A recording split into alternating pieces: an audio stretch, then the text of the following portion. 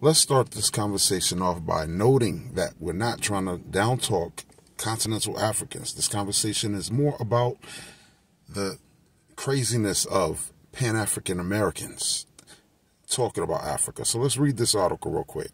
Skulls stolen from Africa a century ago have been genetically linked with living people.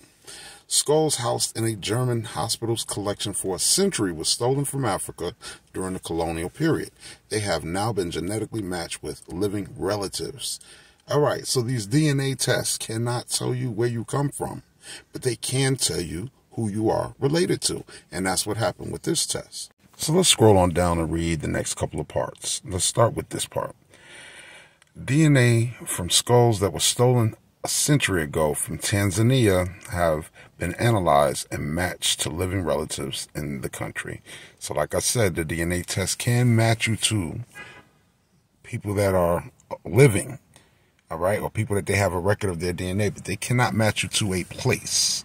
And they mentioned Tanzania, and it definitely didn't come from Tanzania 100 years ago, because Tanzania did not exist 100 years ago. And the same goes for most of the other countries across Africa. Not all, but most are using names they did not use even 100 years ago. And people didn't come from those places 100, 200, 300, 400, 500 years ago. They just did not. All right. Again, the DNA test can only tell you who you are related to. They can never tell you where you come from. And most of these places, the people that are there today are not the people that were there 100 years ago.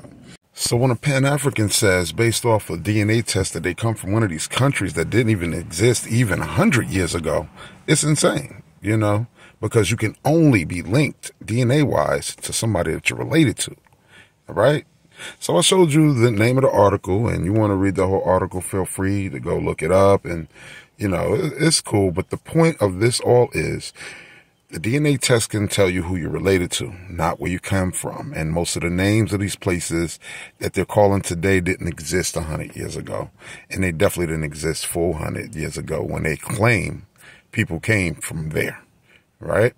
So I need everybody to put on their thinking caps when they're talking about your lineage. There's only one real way, and that is genealogy through paperwork for you to actually track your lineage. You want to know who you really are? Track your lineage through paperwork. Genealogy. That's the only real way. All right, y'all. Till next time.